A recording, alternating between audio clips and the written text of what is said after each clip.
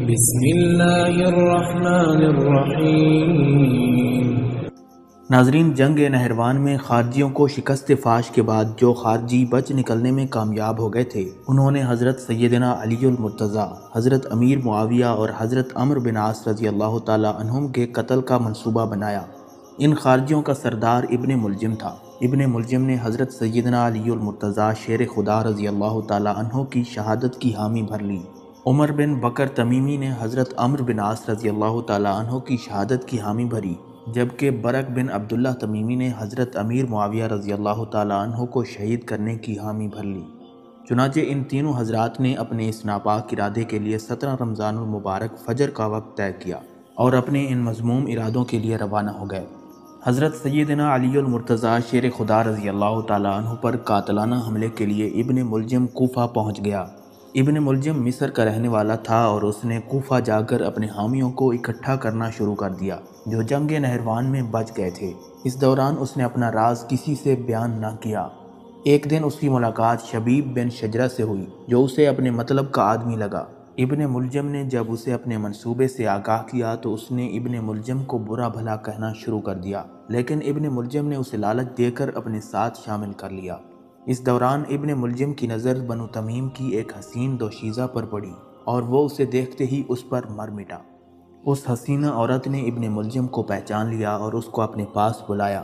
ابن ملجم جب اس کے پاس گیا تو اس نے اس شرط پر ابن ملجم سے نکاح کی حامی بھری کہ وہ اسے 3000 درہم، ایک غلام، ایک لونڈی اور حضرت سیدنا علی المرتضیٰ رضی اللہ تعالی عنہ کا کٹا ہوا سر مہر میں دے تو وہ اس سے نکاح کر لے گی۔ ابن ملجم نے کہا کہ اسے آخری شرط منظور ہے، باقی کی شرائط وہ پوری کرنے پر قادر نہیں۔ بنو تمیم کی اس دوشیزہ نے حامی بھری۔ ابن ملجم نے اس دوشیزہ سے کہا کہ وہ اسے اپنے قبیلے کا کوئی قابل اعتماد آدمی دے تاکہ وہ اپنے اس منصوبے کو پائے تکمیل تک پہنچا سکے۔ اس دوشیزہ نے وردان نامی ایک شخص کو ابن ملجم کے ساتھ کر دیا۔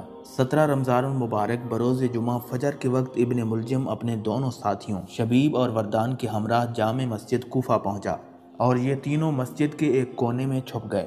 جس وقت حضرت سیدنا علی المرتضیٰ رضی اللہ تعالی عنہ نماز فجر کے لیے تشریف لائے، اس وقت شبیب نے آگے بڑھ کر حضرت علی المرتضیٰ شیر خدا رضی اللہ تعالی عنہ پر پہلا وار کیا۔ شبیب کے وار کے بعد ابن ملجم آگے بڑھا اور اس نے آپ پر دوسرا وار کر دیا۔ وردان نے یہ دیکھا تو بھاگ کھڑا ہوا۔ شبیب بھی وار کرنے کے بعد بھاگ نکلا، لیکن ابن ملجم پکڑا گیا۔ حضرت سیدنا علی المرتضیٰ شیر خدا رضی اللہ تعالی عنہ نے اپنے بھانجے حضرت ام ہانی رضی اللہ تعالی عنہا کے بیٹے حضرت جعدہ رضی اللہ تعالی عنہ کو نماز پڑھانے کا حکم دیا۔ اس دوران سورج طلوع ہو چکا تھا۔ لوگ آپ کو زخمی حالت میں گھر لے گئے۔ ابن ملجم کو آپ کی خدمت میں پیش کیا گیا۔ آپ نے اس بدبخت سے پوچھا کہ تجھے کس چیز نے مجھے مارنے پر آمادہ کیا؟ ابن ملجم نے آپ کے سوال کو نظر انداز کرتے ہوئے کہا کہ میں نے اس تلوار کو 40 روز تک تیز کیا اور اللہ رب العزت سے دعا کی کہ اس سے وہ شخص مارا جائے جو خلق خدا کے لیے شر کا باعث ہو۔ حضرت علی المرتضیٰ شیر خدا رضی اللہ تعالی عنہ نے فرمایا، میں دیکھ رہا ہوں کہ تو اس تلوار سے مارا جائے گا۔ اس کے بعد آپ نے حاضرین محفل بالخصوص اپنے فرزند حضرت سیدنا امام حسن مجتبی رضی اللہ تعالی عنہ کو مخاطب کرتے ہوئے ارشاد فرمایا، اگر میں جاں بر نہ ہو سکا تو تم اسے قصاص کے طور پر اسی تلوار کے ایک ہی وار سے قتل کر ڈالنا۔ ناظرین، روایات میں آتا ہے کہ حضرت سیدنا علی المرتضیٰ شیر خدا رضی اللہ تعالی عنہ نے 17 رمضان المبارک کو خواب میں حضور نبی کریم صلی اللہ علیہ وسلم کو دیکھا۔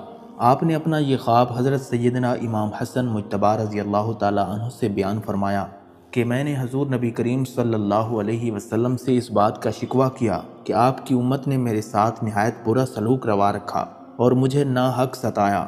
حضور نبی کریم صلی اللہ علیہ وسلم نے مجھ سے فرمایا، اے علی، تم اللہ سے دعا کرو۔ چنانچہ میں نے اللہ رب العزت سے دعا کی کہ مجھے ان سے بہتر لوگوں میں پہنچا دے اور میری بجائے ان لوگوں کا ایسے شخص سے واسطہ ڈال دے جو مجھ سے بدتر ہو۔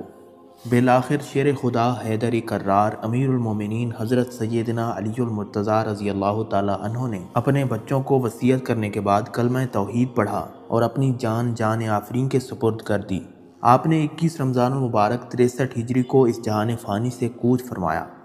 حضرت سیدنا علی المرتضیٰ رضی اللہ تعالیٰ عنہ کو ان کے بیٹے حضرت سیدنا امام حسن مجتبی رضی اللہ تعالیٰ عنہ، حضرت امام حسین رضی اللہ تعالیٰ عنہ اور حضرت عبداللہ بن جعفر نے غسل دیا آپ کی نماز جنازہ امام حسن رضی اللہ تعالیٰ عنہ نے پڑھائی اور آپ کو دارالامارت کوفہ میں سپرد خداوند قدوس کیا گیا۔ ناظرین، اس وقت خارجیت کا فتنہ عروج پر تھا، اس لیے آپ کی قبر انور کو خفیہ رکھا گیا۔ کچھ روایات کے مطابق آپ رضی اللہ تعالیٰ عنہ کو کوفہ کی جامع مسجد میں سپرد خداوند قدوس کیا گیا، جبکہ بعض روایات کے مطابق آپ کو کوفہ سے 17 کلومیٹر دور سپرد رب جلیل کیا گیا۔